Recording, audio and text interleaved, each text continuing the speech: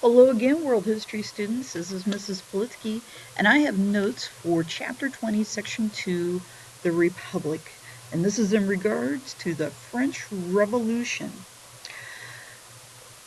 When we were together last, we were talking a little bit about the rise of the Third Estate and eventually the um, issues with the monarch, King Louis XVI, and his desire to raise taxes on these people. Eventually, Louis and his wife are going to be imprisoned.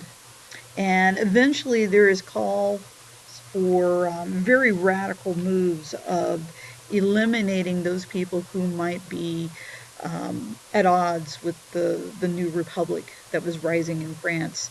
So the September massacres were executions that were carried out against nobles and also priests.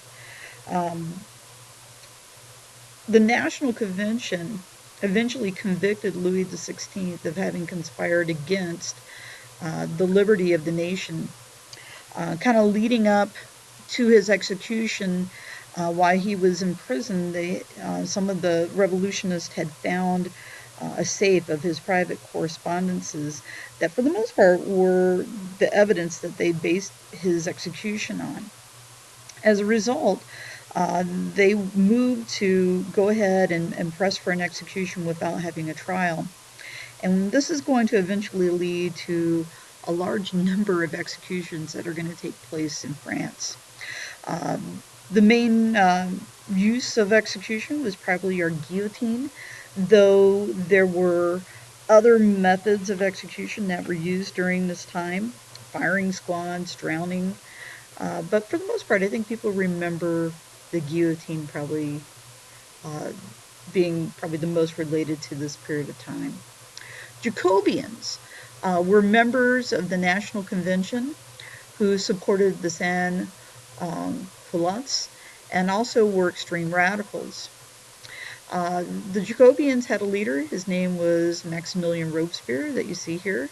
And Robespierre and his Jacobian followers started what was known as the Reign of Terror. This was their desire to crush their opposition, and by doing so, they rounded up nearly 20,000 men and women. Some were moderates, some were priests, some were aristocrats, some were monarchs, and had them executed. In the month of between June and July of 1794, right before this all ends, they executed a record number of 1,400 people.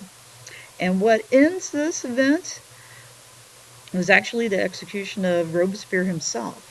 It got to a point where there were some Jacobians that were, and some other moderates that were kind of questioning uh, all these executions and what was going on.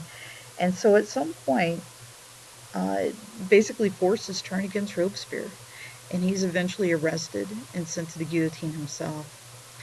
After the French Revolution, you had the rise of a young guy named Napoleon Bonaparte. He was a successful French general, became very popular in France, and eventually he's going to become emperor and a force to be reckoned with. All right, thank you very much.